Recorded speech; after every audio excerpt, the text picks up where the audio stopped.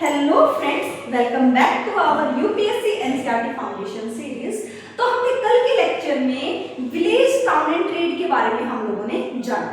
तो आज हम लोग अपने न्यू एनर्जी, इतनी अच्छी एनर्जी के साथ, हाई लेवल एनर्जी के साथ हम लोग नए चैप्टर की शुरुआत करते हैं जिसका नाम है न्यू एम्पायर एंड किंगडम। नए साम्राज्य की हम अब बात करने वाले हैं और अच्छे से आप लोग देखें। हमने पिछले चैप्टर में अशोका के बारे में पढ़ा था, अशोका द ग्रेट के बारे में। उसमें आप लोगों ने बहुत सारी चीजें देखी थी कि अशोका जो है वो ग्रेट क्यों था। जब वहां पर कलिंग वॉर हुआ उसके बाद जो है उनका मन जो है बहुत अशांत हो गया था। उसने अपने 99 ब्रदर्स को भी मार दिया था, एक ब्रदर को उसने छोड़ दिया था।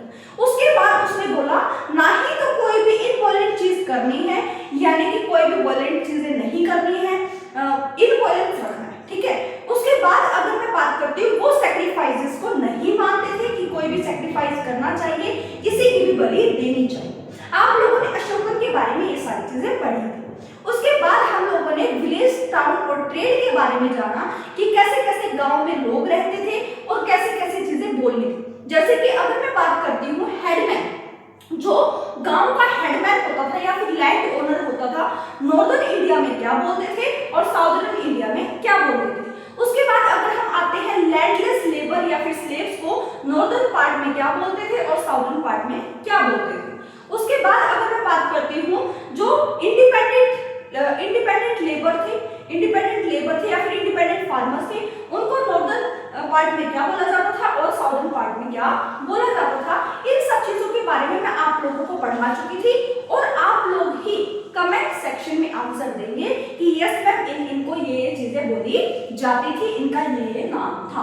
अभी कभी मैं चाहती हूँ पहले तो कमेंट सेक्शन में इनका आंसर दीजिए ताकि मैं नेक्स्ट चैप्टर की शुरुआत खुशी खुशी आपके साथ कर सकूं। अगर आप लोगों को लगता है कि क्वालिटी कंटेंट मिल रहा है तो चैनल से जुड़े रहिए। अब हम लोग स्टार्ट करते हैं हमारे हिस्ट्री का, क्लास 6 हिस्ट्री का चैप्टर नंबर 9 जिसका नाम है न्यू एम्पायर्स एंड किंगडम, नए साम्राज्य के बारे में जाना। लेकिन मैंने आपको पहले भी बोला था हम लोग पहले रिकैप कराएंगे, देन उसके बाद नेक्स्ट चैप्टर पर बढ़ेंगे ताकि आप लोग जो है कनेक्ट कर पाओ चीजों को, क्योंकि हिस्ट्री जो है कनेक्ट कर पाओगे तो अच्छे से पढ़ पाओगे। क्योंकि हिस्ट्री आप लोग को लगता है, कई लोगों को लगता है कि बोरिंग होती है हिस्ट्री, लेकिन बोरिंग नहीं होती। अगर आप लोग कनेक्शन के साथ पढ़ोगे तो हर चीजें आराम से भी समझ आती है। तो स्माइल के साथ करते हैं स्टार्ट, भगवान जी का नाम लेके। हाँ, अगर मैं बात करती हूँ मौर्य पीरियड, हमने मौर्य पीरियड में किसका जाना था, हमने मौर्य पीरियड में बात की थी about Ashoka. Ashoka the great के बारे में हमने बहुत सारी चीजें जानी थी जो मैं आप लोगों को चैप्टर 7 में बता चुकी हूँ हिस्ट्री की, जिसमें आप लोग देख सकते हो क्या क्या चीजें हुई थी। उसके बाद आता है पोस्ट मौर्यन पीरियड, यानी कि after the cling war. Ashokan के बारे में हमें ज्यादा इंफॉर्मेशन नहीं मिलती है, ये मैं पिछले चैप्टर्स में भी आप लोगों को बता चुकी हूँ। लेकिन क्या हुआ, मौर्यन साम्राज्य का जब डिक्लाइन हुआ, जब उनका पतन हुआ या फिर डिक्लाइन होता हुआ चला गया, तो क्या हुआ, छोटे छोटे जो हैं रूलर्स जो हैं वो उभरने लगे ताकि वो भी साम्राज्य, वो भी राज कर सके। तो वो कौन कौन से रूलर थे भाई, पोस्ट मौर्यन पीरियड में नेटिव रूलर्स आ गए। क्या गए, नेटिव रूलर्स आ गए जो पनप रहे, मतलब छोटे छोटे राजा थे, वो बहुत बड़े बनने की कोशिश कर रहे थे अपने आप में कि हम लोग जो है वो साम्राज्य को संभालें। उसके बाद कुछ फॉरेनर रूलर्स भी आप लोग को देखने को मिलते हैं जो बाहर से आ रहे हैं, हमारे देश के लिए बाहर से आके वहां पर साम्राज्य स्थापित करने की कोशिश करते हैं। उसके बाद अगर मैं बात करती हूँ साउथ इंडिया की, साउथ इंडिया में भी बहुत सारे आप लोगों को छोटे छोटे साम्राज्य देखने को मिल जाते हैं। अब उसमें हमारा सबसे पहला आता है सुंग डायनेस्टी। नेटिव रूलर्स में हमारे पास सबसे पहला आता है सुंग डायनेस्टी, जो मैं पहले आप लोगों को बता चुकी थी। उसके बाद आता है कानवास डायनेस्टी और उसके बाद आता है सातवाहन डायनेस्टी। उसके बाद फॉरेनर रूलर्स में आप लोगों को देखने को मिलते हैं इंडो ग्रीक्स, साकास, प्राथाइंस और कुशान्स। कुशान्स के दो मेजर सिटीज भी थे, एक था मथुरा और दूसरे का नाम आप लोग कमेंट सेक्शन में बताइए। कुशान्स के जो मेजर सिटीज थे उसमें एक था मथुरा, जो कि ट्रेड करने के लिए भी अच्छा माना गया था रास्ता उनका।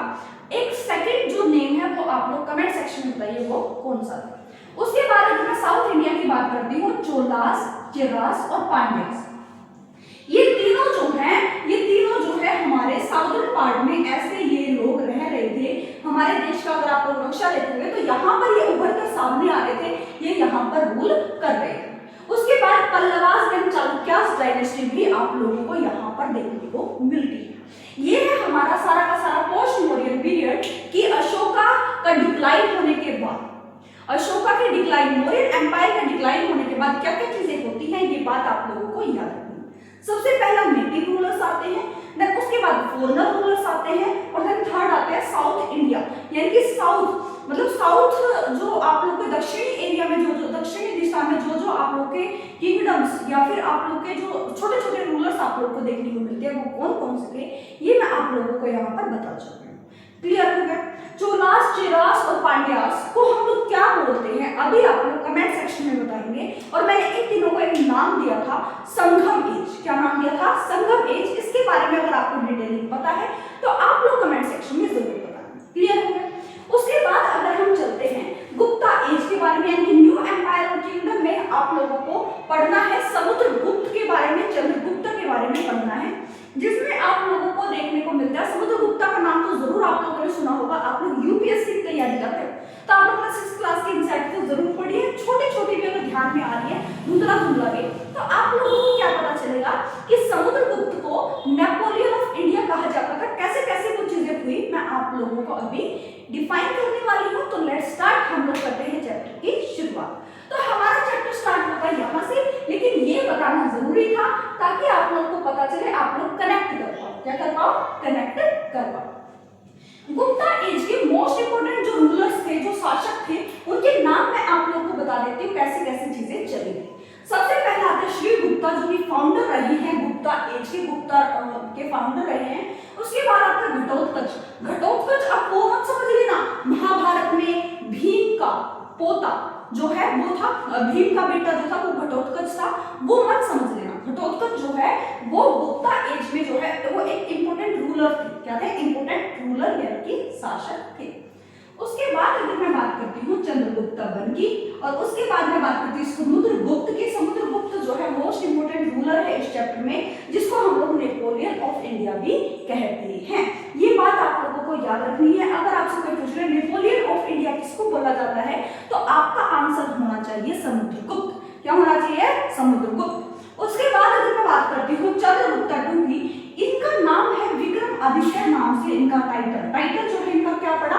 विक्रम आदित्य। और इन्होंने जो सबसे ज्यादा किया वो क्या किया? टेरिटोरियल एक्सपेंशन किया, यानी कि अपने टेरिटरी को बढ़ाया, अपने साम्राज्य को बढ़ाया। किसने बढ़ाया? विक्रम आदित्य, जिसका टाइटल था और नाम क्या था? चंद्रगुप्त II। उसके बाद अगर मैं बात करती हूँ फिर आता है कुमार गुप्ता। क्या आता है? कुमार गुप्ता। और हमारे गुप्ता एम्पायर के जो लास्ट रूलर आते हैं, जनरली लास्ट रूलर उनको माना गया है, वो थे हमारे स्कंदा गुप्ता। कौन थे? स्कंदा गुप्ता जो है वो लास्ट रूलर माने जाते हैं हमारे गुप्ता एम्पायर के। क्या माने जाते हैं? एक सेकंड भाई, हमारे गुप्ता एम्पायर के लास्ट रूलर माने जाते हैं। सबसे पहला हमारे गुप्ता एम्पायर में मोस्ट इंपोर्टेंट रूलर कौन आता है? गुप्ता, श्रीगुप्ता। कौन आते हैं? श्रीगुप्ता। देन उसके बाद सेकंड आता है हमारे पास घटोत्कच, थर्ड आता है हमारे पास चंद्रगुप्त वन, और उसके बाद आता है हमारे पास चंद्रगुप्त II, नहीं उसके बाद आता है हमारे पास समुद्रगुप्त, जिसको बोला गया नेपोलियन ऑफ इंडिया। क्या बोला गया? Napoleon of India. उसके बाद जब हम आगे बढ़ते हैं तो आते हैं चंद्रगुप्त III, यानी कि समुद्रगुप्त के ही जो सन थे, बेटे थे, वो कौन थे? चंद्रगुप्त II नाम पड़ा उनका, और उनको एक टाइटल मिला विक्रम आदित्य। क्या टाइटल मिला? विक्रम आदित्य। उसके बाद अगर हम लोग चलते हैं तो उसके बाद आप लोग को देखने को मिलता है कुमार गुप्ता, और जनरली लास्ट रूलर कंसीडर किया जाता है गुप्ता एम्पायर का, उनका नाम था सकंदा गुप्ता। कौन था? सकंदा गुप्ता, जो कि लास्ट रूलर माने जाते हैं गुप्ता एम्पायर के। तो अब तक आप लोगों को स्टोरी क्लियर हुई कि गुप्ता एम्पायर में कितने रूलर्स आप लोग को देखने को मिलते हैं जो कि इंपॉर्टेंट है, यानी कि महत्वपूर्ण है। हाँ जी, तो अब अगर हम बात करते हैं समुद्रगुप्त की, समुद्रगुप्त जो है मोस्ट इंपोर्टेंट यहाँ पर माना गया है हमारे चैप्टर के लिए, और उसी के बारे में ज्यादातर आप लोगों की बातें की गई।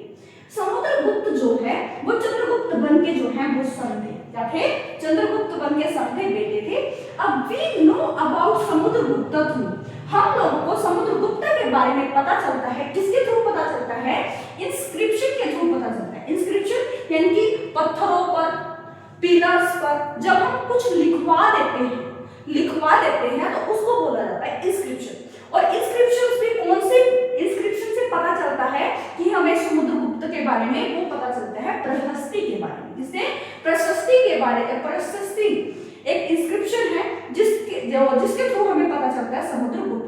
बारे में। ये प्रशस्ति जो है वो अशोकन पिलर पे लिखी हुई है, जो कि कहाँ पे स्थित है, कहाँ पर है, इलाहाबाद में। कहाँ पर है, इलाहाबाद में। ये बात आप लोगों को याद रखनी है।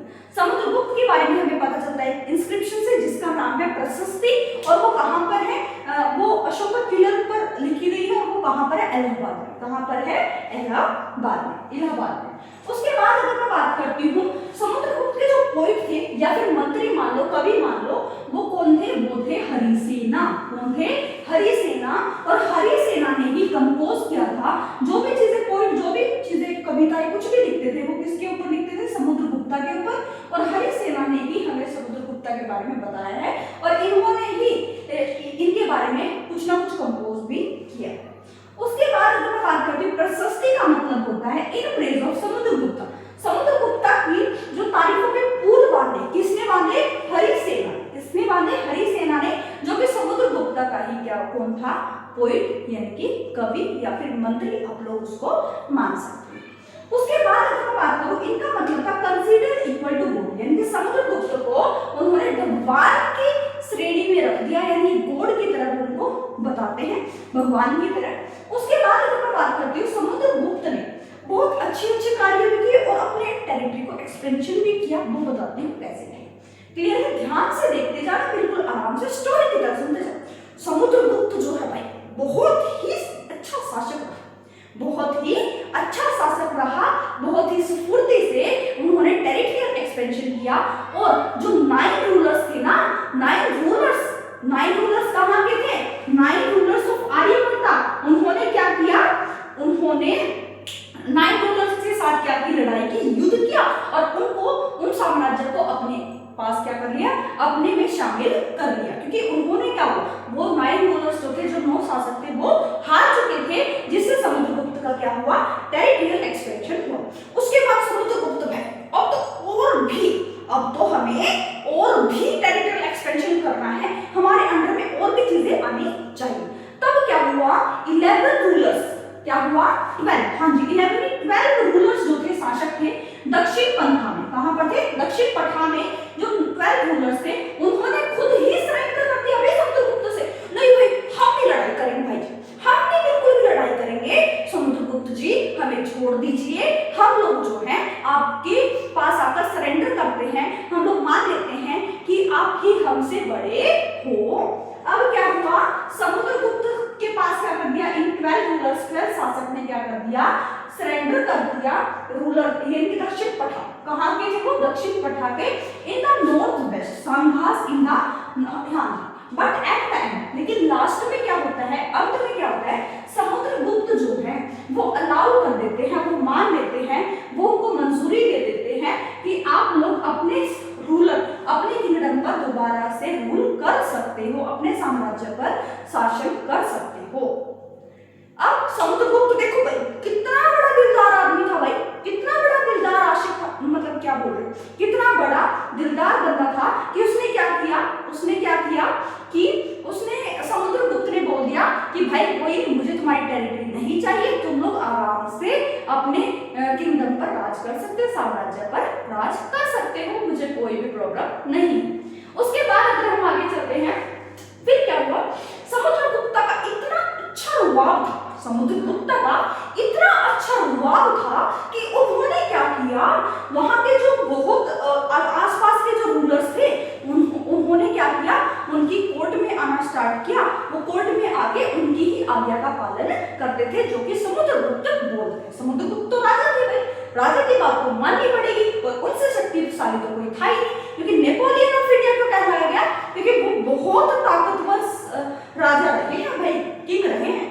अब क्या था, Assam, coastal Bengal, Nepal and a number of gana sangha in the north west direction में जितने भी आप लोगों को एरिया दिख रहे हैं, दे ब्रॉट ट्रिब्यूट, ये क्या थे, उनके समुद्रगुप्त के ही अंडर में आते थे, फॉलोवर हिज ऑर्डर्स, और वो किसके ऑर्डर मानते थे, ये सारे जो रूलर्स थे वो किनके ऑर्डर मानते थे, समुद्रगुप्त के ऑर्डर मानते थे। एट अटेंड हिज कोर्ट, और अपने उनकी सभा को अटेंड भी करते थे, और जो समुद्रगुप्त ने ऑर्डर दिया उसी ऑर्डर को फॉलो भी किया जाता था। क्लियर हुआ, समुद्रगुप्त बड़े पावरफुल थे भाई, बड़े पावरफुल। उसके बाद the descendants of the Kushans and Sanghas and the ruler of Sri Lanka who submitted to him and offered daughters in marriage। पहले के टाइम पर पता है क्या होता है? पहले के टाइम पर जब किसी राजा से बचना होता था जो कि ताकतवर होता था, क्या किया जाता था पता है? क्या किया जाता था पता है आप लोगों को? क्या जाता था? उनके पास शादी के लिए प्रपोजल लिया जाता था। एक अपनी बेटी का प्रपोजल रख दिया जाता था कि मैं अपनी बेटी की शादी आपके साथ करना चाहता हूँ। अब उससे क्या हुआ भाई? रिश्तेदारी जुड़ जाएगी, और एक बार रिश्तेदारी जुड़ गई, क्या वो वहां उस रूलर पर, उस साम्राज्य पर हमला करने की कोशिश करेगी? नहीं। तो वहां पर क्या हुआ, उनकी जो डॉटर थी वो मैरिज के ऑफर जो है वो समुद्रगुप्त के पास लेकर गए। देखो भाई, अगर मैं आप लोगों को स्टोरी सुनाऊं, अगर आप लोगों ने सीरियल देखा हो, सीरियल की बात बताऊंगी, अभी हिस्ट्री में वहां पर भी जाएंगे अकबर ने क्या किया, लेकिन ये बात बता देती हूँ कि अगर आप लोग सीरियल देखते हो अकबर और जोधा जो कि हल्का बाई जिसका नाम था, ठीक है, और वो क्या थे भाई, वो जो है जोधा का विवाह जो है अकबर के साथ करा दिया गया। जोधा का विवाह अकबर के साथ करा दिया गया ताकि वो अपने साम्राज्य को बचा सके। उनके फादर ने करवा दिया ताकि रिश्तेदारी बने और वो अपने साम्राज्य को बचा सके। ऐसे ही समुद्रगुप्त के टाइम पर हुआ भाई, बहुत बड़ा अच्छा राजा था, मैं किसी से नहीं डरता। अब क्या हुआ, अब जो छोटे छोटे रूलर्स थे जो कांप रहे थे, जो राजा जो कांप रहे थे, वो क्या बोले, नहीं भाई हम तो समुद्रगुप्त से नहीं लड़ सकते, वो तो बड़ा ही ताकतवर है, बड़ी अच्छी फोर्स है उनकी। अब क्या हुआ, उन्होंने अपनी डॉटर का जो है मैरिज प्रपोजल जो है उनके सामने रख दिया ताकि वो उनकी बेटी से शादी करें और जो है रिश्तेदारी बना ले और उनकी टेरिटरी जो है वो सेफ हो जाए, उनका बचाव हो जाए। क्लियर हो? यहाँ तक ये स्टोरी थी इस चैप्टर की। यहाँ पर अगर आप लोग को चीजें समझ आई हो तो मैं इसको इरेज कर रही हूँ, एक सेकंड के लिए साइड हो जा रही हूँ। अगर आप लोग स्क्रीनशॉट लेना चाहते हैं तो स्क्रीनशॉट ले सकते हैं, और मेरे साथ ही नोट्स बनाइए ताकि आप लोगों के लिए हेल्पफुल लेक्चर रहे। ऐसा ना बस देखे जा रहे हो, कोई फायदा नहीं है, नोट्स जरूर बनाए। क्लियर हो गए? मैं साइड हो जा रही हूँ, अगर आप लोग स्क्रीनशॉट लेना चाहते हैं तो ले सकते हैं। हाँ जी, तो मैं इसको इरेज कर देती हूँ। उसके बाद हम लोग जानते हैं, अब हम लोग बात करेंगे आगे भी इसके बारे में बात करते हैं, तो एक बार ध्यान से इसको सुनते रहना, कोई भी बोलना मत, ठीक है? बीच में अगर आपको कोई भी प्रॉब्लम होती है आप लोग कमेंट सेक्शन में पूछ लेना बाद में, लेकिन अभी ध्यान से पढ़ते जाना, ठीक है? हाँ जी, चलो करते हैं शुरुआत हम लोग। अब मैम आप तो सीधा समुद्रगुप्त पे पहुंच गए, उसके पहले कुछ नहीं था क्या? कुछ अगर मैं आप लोगों को इंपॉर्टेंट बातें बताऊं, तो वो क्या है कि जो ग्रैंडफादर थे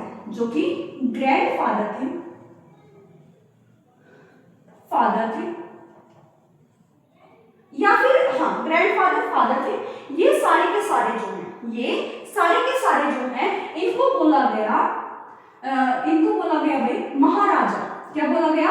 महाराजा अधिराजा। इनको एक टाइटल दिया गया महाराजा अधिराजा। अब ये महाराजा अधिराजा का टाइटल मिला चंद्रगुप्त वन को। किसको मिला? चंद्रगुप्त वन को जो है वो महाराजा अधिराजा का टाइटल मिला, क्योंकि वो अच्छे राजा थे और उनको महाराजा अधिराजा का टाइटल मिला। उसके बाद अगर मैं बात करती हूँ चंद्रगुप्त वन की बात होगी। चंद्रगुप्त वन की जो है वो शादी हुई चंद्रगुप्त वन की शादी हुई कहाँ, किससे हुई उनकी शादी हुई थी कुमारी देवी से। किससे हुई थी? कुमारी देवी से उनकी शादी हुई, जो कि लिच्छवी की प्रिंसेस थी। कहाँ की? लिच्छवी की प्रिंसेस जो थी वो कुमारी देवी थी, जो कि किनके साथ शादी हो गई थी? चंद्रगुप्त वन के साथ। और समुद्रगुप्त के जो पिक्चर है, उनके जो कॉइन्स चलते थे ना पहले, जो है सिक्के चलते थे उनके नाम के, और समुद्रगुप्त की जो पिक्चर थी ना वो किसके साथ थी? वीना के साथ थी। किसके साथ थी? वीना के साथ थी। और जिससे क्या पता चलता है कि उनका जो शौक था, इंटरेस्ट था, वो किनके प्रति भी था? म्यूजिक, संगीत के प्रति भी था। तो उनकी जो है पिक्चर, अगर आप लोग देखो उनकी जो पिक्चर समुद्रगुप्त की जो पिक्चर है आप लोगों को किसके साथ देखने को मिलेगी? समुद्रगुप्त की जो पिक्चर है वो किसके साथ देखने को मिलेगी? विद वीना। और पिक्चर कहां पर? कॉइन्स में आप लोगों को देखने को मिलती है। अब क्या होता है कि विक्रमादित्य जो है, विक्रमादित्य यानी कि वो एक टाइटल होता है, विक्रमादित्य एक टाइटल होता है, ठीक है। अब जो वो है चंद्रगुप्त टू को मिल चुका था। अब चंद्रगुप्त टू के जो पोइट थे वो थे रवि कीर्ति। वो कौन थे? चंद्रगुप्त टू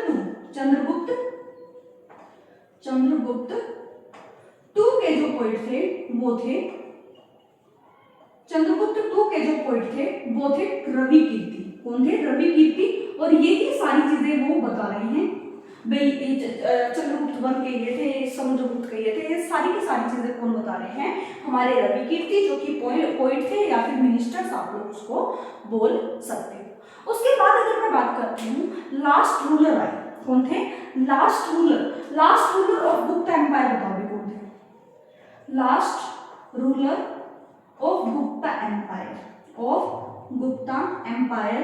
कमेंट सेक्शन में मुझे बताइए कि लास्ट रूलर कौन थे गुप्ता एम्पायर के। एक सेकंड भाई, लास्ट रूलर बताइए गुप्ता एम्पायर के, वो कौन थे? उसके बाद मैं आप लोगों से बात करती हूँ। कमेंट सेक्शन में बता दिया सभी ने? करे स्टार्ट। हाँ जी, last ruler of Gupta empire थे स्कंदा गुप्ता। कौन थे? स्कंदा गुप्ता। अब बात क्या हुई? बात ये हुई कि हुना एक एम्पायर था। इन्होंने क्या किया? बार बार जो है अगेन एंड अगेन कंटिन्यूअसली जो है वो गुप्ता एम्पायर पर, वो स्कंद गुप्ता पर क्या कर रहे थे? बार बार युद्ध कर रहे थे। क्या कर रहे थे? उनके ऊपर युद्ध कर रहे थे या फिर हमला कर रहे थे। तो क्या हुआ? ये जो है ह्यूना जो है वो जीत गए, बोन हो गए। और ये क्या हो गया? स्कंद गुप्ता का डिक्लाइन होना क्या हो गया? स्टार्ट हो गया। क्योंकि जो है जब बार बार ह्यूना ने जो है वो अटैक करना स्टार्ट किया, तो अब क्या हुआ? स्कंद गुप्ता का डिक्लाइन होना, यानी कि गुप्ता एम्पायर का डिक्लाइन होना क्या हो गया? स्टार्ट हो गया। उसके बाद एंट्री होती है एक बड़े ही अच्छे राजा की, जिसका नाम था, अच्छा नहीं बोल सकते, सारे राजा अच्छे ही होते हैं। अब दिखाते हैं मैं आप लोग को किनकी एंट्री होती है, ध्यान से सुनते जाना। हाँ जी भाई, एक सेकंड। नॉर्दर्न इंडिया में ना एक डायनेस्टी थी, नॉर्दर्न इंडिया यानी कि भारत के उत्तरी दिशा में एक हमारे पास डायनेस्टी थी, जिसका नाम था वर्धना डायनेस्टी। ठीक है, वर्धन डायनेस्टी जो थी यहाँ पर प्रेजेंट थी। अब इनमें जो मोस्ट रूलर जो एम्परर थे वो थे हमारे पास प्रभाकर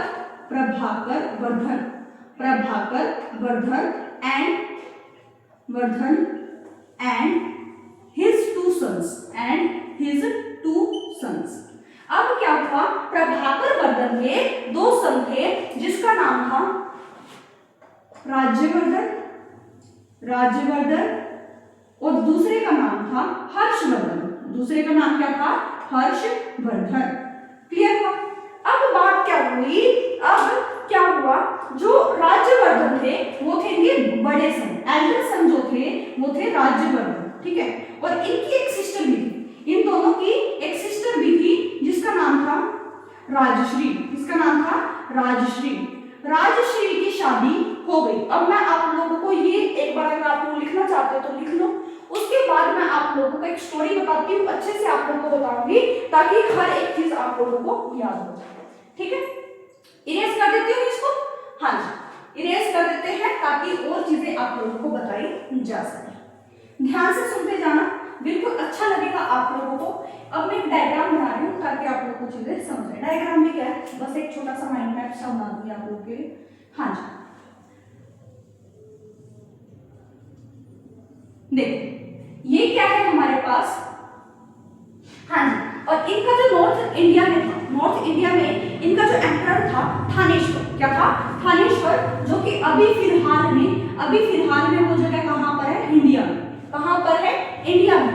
जो वर्धन डायनेस्टी थी वो थानेश्वर पर क्या करती थी? राज करती थी, रूल करती थी। और ये जो थानेश्वर है एट द प्रेजेंट, अगर हम प्रेजेंट की बात करें तो वो कहाँ पर प्रेजेंट है? हरियाणा में। कहाँ पर प्रेजेंट है? हरियाणा में। लेकिन हुआ क्या? बागडोर आई राज्यवर्धन के पास, वो संभाल रहे थे अपने एम्पायर को, यानी कि थानेश्वर को। अब क्या हुआ? यहाँ पर कौन थे? यहाँ पर थे हमारे पास राज्यवर्धन और उनकी सिस्टर का नाम क्या था? राजश्री। क्या नाम था? राजश्री। ठीक है। अब क्या हुआ, इनकी ये यहाँ पर है कन्नौज, रूलर ऑफ कन्नौज, और यहाँ पर है गोड़। ठीक है, ये बंगाल की साइड रहती थी, बंगाल की साइड। ठीक है।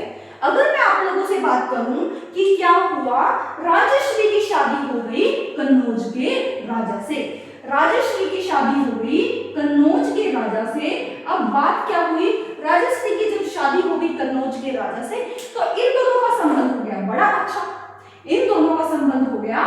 अच्छा, कि भाई चलो अच्छे से काम चल रहा है। लेकिन हुआ क्या, मौका देखते ही गोड़ ने कर दिया इन पर वार, यानी कि युद्ध छेड़ दिया, वॉर कर दी, युद्ध छेड़ दिया। अब हुआ क्या, अब जो राजश्री जो थी ये मैरिड थी किसके साथ? कन्नौज के राजा के साथ। अब क्या थे, राजवर्धन के ये क्या बन गए? जीजू। अब जीजू के ऊपर अगर कोई प्रॉब्लम आती है तो सारा तो भाग के जाएगा ना, नहीं भाई मेरे जीजू को कैसे कर रहे हो भाई, उनकी टेरिटरी में कैसे, वो भी युद्ध में शामिल हो गए। और युद्ध में जब शामिल हुए तो राजश्री तो भाग गई, एस्केप हो गई, वहां से निकल गई। लेकिन क्या हुआ, जो राजवर्धन थे उनको मार दिया गया, राजवर्धन को मार दिया गया। तब एंट्री होती है हर्षवर्धन की। कहा भाई, मेरे भाई को मारा ना तूने, मैं देखता हूं तेरे को। अब क्या हुआ, गोड़ ने जो है यहाँ पर कर लिया कब्जा, यहाँ पर क्या कर लिया? कब्जा। हर्षवर्धन की एंट्री होती है, हर्षवर्धन की एंट्री होती है कि मेरे भाई को मारा ना, अब मैं देखता हूं तुम्हें, मेरे भाई को कैसे मार दिया। अब हर्षवर्धन क्या करता है, कन्नौज पर अटैक करता है। हर्षवर्धन क्या करेगा, कन्नौज पर अटैक करेगा और अपनी टेरिटरी में शामिल कर लिया। अब क्या हुआ, हर्षवर्धन ने क्या किया, अपनी टेरिटरी में कन्नौज को भी शामिल कर लिया, क्योंकि अब कन्नौज में कौन बैठे थे? गोड़। अब यहां से उठाने के लिए कोई तो चाहिए था। हर्षवर्धन ने इसके ऊपर अटैक किया और उनको मार गिराया और उसके साथ साथ अपनी टेरिटरी में इनको शामिल कर लिया। आगे बढ़ते गए हर्षवर्धन ने क्या किया, गोड़ जैसे ये किंगडम को शामिल किया अपने टेरिटरी में। उसके बाद अगर मैं बात करती हूँ मगध जैसे देश को भी इन्होंने अपने कब्जे में कर लिया। लेकिन हर्षवर्धन को उठे भाई, अब तो मैं और भी जीतूंगा, अब तो मैं और भी टेरिटरी को जीतूंगा। अब उसने क्या किया, नर्मदा रिवर को पार करने की कोशिश की। अब नर्मदा रिवर के पार करने के बाद वहां पर बैठा हुआ पुलकेशिन II, वो उससे भी ज्यादा ताकतवर पुलकेशिन II बैठा हुआ है, जो कि चालुक्यस का इंपोर्टेंट रूलर है। क्या है? चालुक्यस का इंपोर्टेंट रूलर है पुलकेशिन II। कौन है? पुलकेशिन II। अब क्या हुआ, हर्षवर्धन ने भाई पीछे पैर हटा लिए, नहीं भाई वहां पे तो नहीं जा पाऊंगा, वो नर्मदा रिवर को क्रॉस नहीं कर पाए। हर्षवर्धन जो है नॉट क्रॉस, वो क्रॉस ही नहीं कर पाए, किसको? नर्मदा रिवर को। किसको क्रॉस नहीं कर पाए? नर्मदा रिवर को, क्योंकि उसके पास कौन बैठा था? पुलकेशिन II। कौन बैठे थे? पुलकेशिन II। समझ आए? पुलकेशिन II जो है वो चालुक्यस के इंपोर्टेंट रूलर है। अब पुलकेशिन II और चालुक्य के बीच में होती है लड़ाई। क्या होती है? पुलकेशिन II और चालुक्यस के बीच में होती है लड़ाई। बार बार वो एक दूसरे की कैपिटल पर क्या करते हैं, वो क्या कर रहे हैं, एक दूसरे की कैपिटल पर अटैक कर रहे हैं, बार बार अटैक किए जा रहे हैं। ये सारी चीजें हमें पता चलती है इंस्क्रिप्शंस के थ्रू। और यहाँ पर जो सारी चीजें बता रहे हैं, अभी कौन बता रहे हैं? रवि कीर्ति। कौन बता रहे हैं? रवि कीर्ति। अब उसी टाइम पर जो मिलिट्री होती थी ना, जो आर्मी होती थी, अगर मैं उनकी बात करती हूँ, आर्मी को कोई पैसे नहीं दिए जाते थे, कोई सैलरी नहीं दी जाती थी। क्या था कि उनको पेड हर मंथ सैलरी नहीं मिलती थी। उनको जो है कोई गिफ्ट आते थे, डिस्ट्रीब्यूट कर दिए, ये कर दिया, वो कर दिया, वो चीजें चलती थी। और उनकी जो स्ट्रॉन्ग मिलिट्री आर्मी थी, क्या था? स्ट्रॉन्ग मिलिट्री आर्मी थी। और आप लोगों को क्या देखने को मिलता है वहां पर? एलिफेंट, हॉर्स, बहुत सारी चीजें आप लोगों को वहां पर देखने को मिलती थी। अब जो लास्ट आता है कि वहां की असेंबलीज कैसी होती थी। लोकल लेवल पर अगर हम बात करें तो वहां की जो असेंबलीज होती थी, वो कैसी होती थी? सभाएं कैसी होती थी? जिसमें जो है ब्राह्मण्स भी इंक्लूड थे, गांव के लोग भी इंक्लूड थे। और वो बात किस पर करते थे? बात करते थे रोड के ऊपर, ट्रांसपोर्ट के ऊपर करते थे बात, इरिगेशन यानी कि पानी के टॉपिक के ऊपर बात कर रहे हैं, छोटे छोटे मोटे झगड़ों के बारे में बातें करते थे। लेकिन अगर हम विलेज एडमिनिस्ट्रेटिव की बात करते हैं तो वहां पर जो है वो मिनिस्टर रूल चलता था, मिनिस्टर शामिल होते थे लेकिन ब्राह्मण शामिल नहीं होते थे। यहाँ पर आप लोगों को ये सारी चीजें पता चलती है। अब आप लोगों को क्या देखने को मिल रहा है, अगर मैं रिवीजन कराऊं आपको टोटल इस चैप्टर की 2 मिनट में, तो अगर मैं आप लोगों को बताऊं अशोका द ग्रेट है, उनका जो है कलिंग वॉर के बाद क्या हुआ पता ही नहीं चला क्या हुआ। अब उसके बाद आता है पोस्ट मॉडर्न पीरियड, उसमें हमारे नेटिव रूलर्स आते हैं, फॉरेन रूलर्स आते हैं और कुछ साउदर्न इंडिया के पार्ट यानी कि दक्षिणी भारत में भी कुछ लोग बैठे हुए हैं, रूलर्स बैठे हुए हैं। अगर हम लोग नेटिव रूलर्स की बात करें, कुशानास, ये सारी चीजें आप लोगों को देखने को मिलती हैं। और अगर आप लोग फॉरेनर रूलर्स में बात करते हो तो इंडो ग्रीक्स आप लोगों को देखने को मिलते हैं और बाकी के नाम आप लोग नेम जो है आप लोग कमेंट सेक्शन में बताएंगे। उसके बाद अगर मैं बात करती हूँ साउदर्न पार्ट में, तो चोलास, चेरास और पांड्यास, ये सारे के सारे आप लोगों को देखने को मिलते हैं और पल्लवास और चालुक्यास भी वहां पर साउदर्न पार्ट में जो है वो क्या कर रहे हैं, रूल कर रहे हैं। उसके बाद हम लोगों ने देखा गुप्ता एम्पायर के बारे में, बहुत इंपोर्टेंट रूलर्स के बारे में हम लोगों ने जाना। सबसे पहला जो रूलर था वो कौन था, श्रीगुप्ता। सेकंड आता है हमारे पास घटोत्कच, थर्ड आता है हमारे पास चंद्रगुप्त वन, फोर्थ आता है हमारे पास समुद्रगुप्त जिसको नेपोलियन ऑफ इंडिया भी बोला जाता है। चंद्रगुप्त वन को कौन सा टाइटल मिला था, महाराजा अधिराजा का टाइटल मिला था। उसके बाद अगर हम लोग बात करते हैं समुद्रगुप्त जो है बहुत अच्छा राजा था और बहुत ही ताकतवर राजा माना गया, उसने जो है बहुत सारी टेरिटरीज को अपने कब्जे में कर लिया। 9 रूलर्स ने उनके साथ युद्ध किया लेकिन वो हार गए, डिफीट हो गए। उसके बाद अगर हम जाते हैं 11 रूलर्स ने अपने घुटने टेक दिए कि भी हमने सरेंडर कर दिया, हम आपसे ताकतवर नहीं है। उसके बाद आगे क्या हुआ कि कुछ रूलर्स जो है उनकी कोर्ट, उनकी सभाओं को ही अटेंड करते थे और समुद्रगुप्त के ही ऑर्डर्स को मानते थे।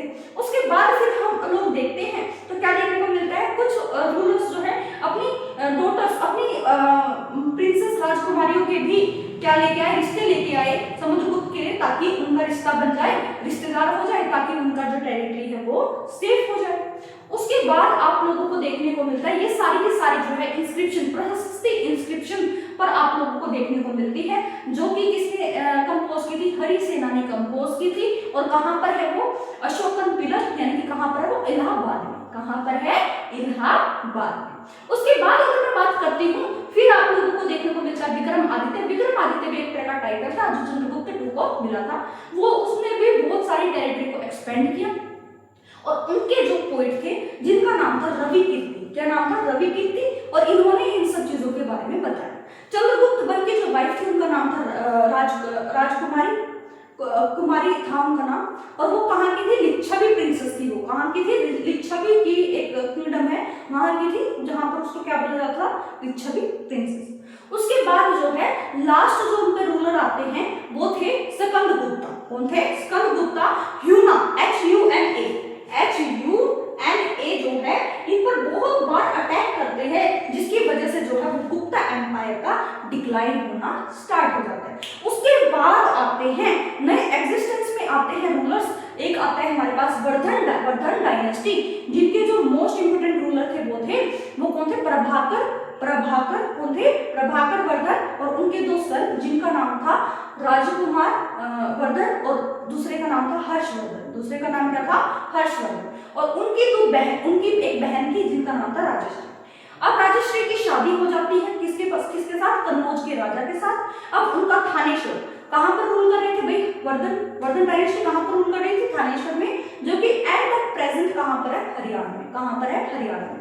अब क्या हुआ, उन दोनों की क्या होगी, अच्छी दोस्ती होगी, रिश्तेदारी होगी, लेकिन साथ में बैठा हुआ तो GAUD गौड़ एक जो है साम्राज्य वो बैठा हुआ था, जो कि बंगाल में बैठे हुए थे, बहुत सारे वेस्ट बंगाल में। अब क्या हुआ, उन्होंने क्या कर दिया, अटैक कर दिया कन्नौज पर।